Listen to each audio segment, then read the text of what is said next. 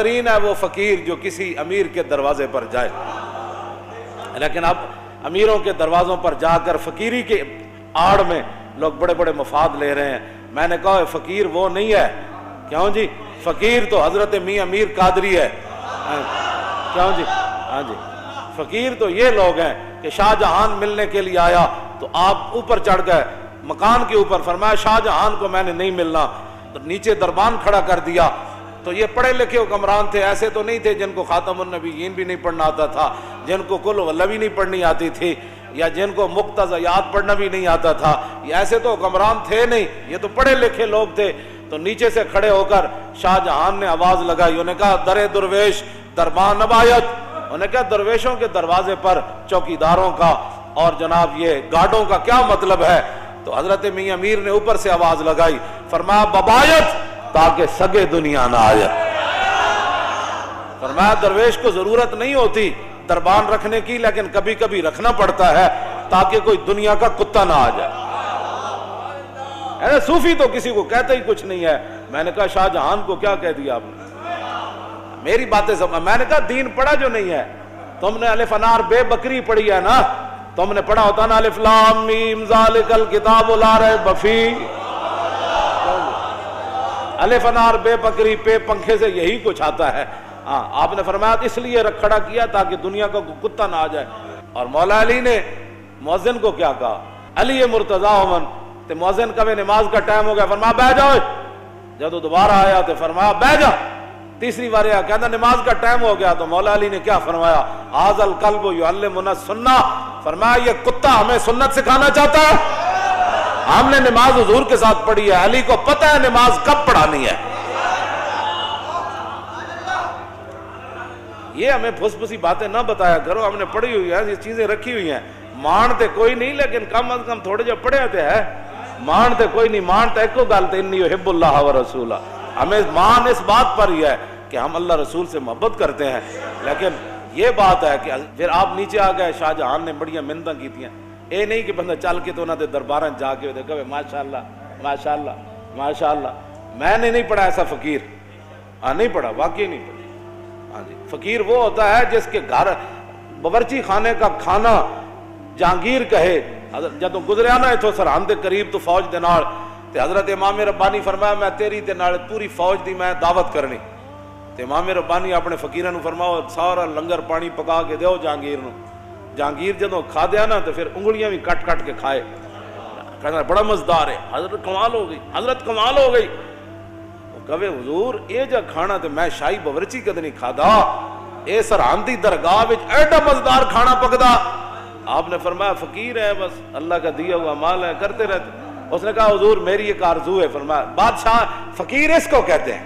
فقیر یہ نہیں کہ حکمرانوں کے جناب ٹکٹ لے کر ہوائی جہاز کے اور 5 سٹار ہوٹلوں میں جا کر رہے پھر مشائخ کانفرنس میں شریک ہو جائے.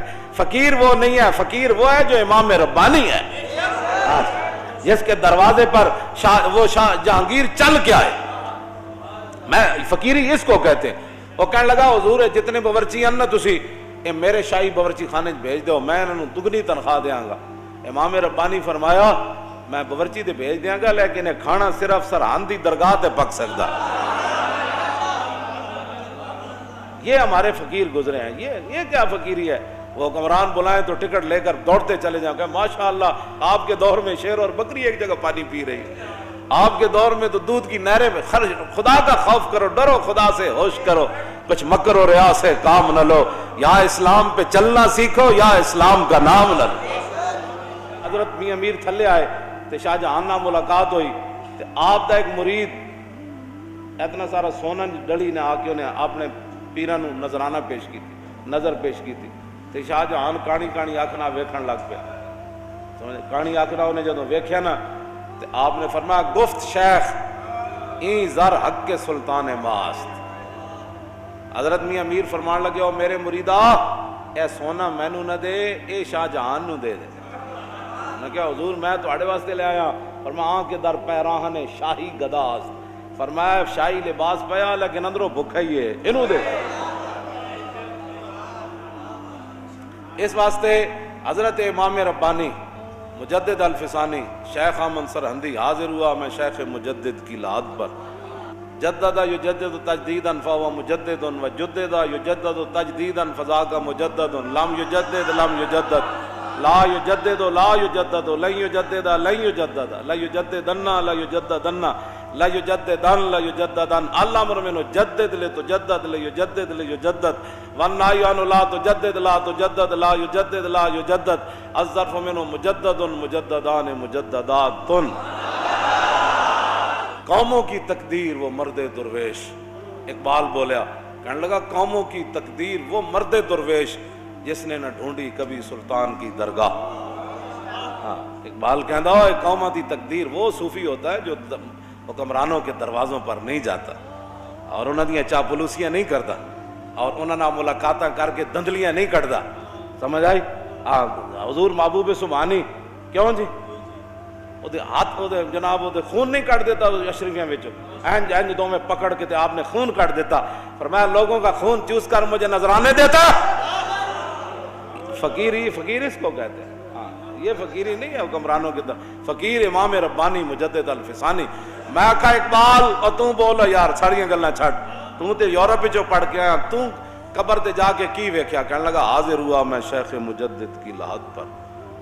میں کہا کیوں؟ کہندا وہ خاک کے زیر فلک ہے مطلع انوار اس خاک کے ذروں سے شرمندہ ستارے اس خاک میں پوشیدہ ہے وہ صاحب اسرار گردن نہ جھکی جس کی جہانگیر کے آگے جس کے نفس گرم سے ہے گرمی احرار وہ ہند میں سرمایہ ملت کا نگہباں اللہ نے بر وقت کیا جس کو خبر.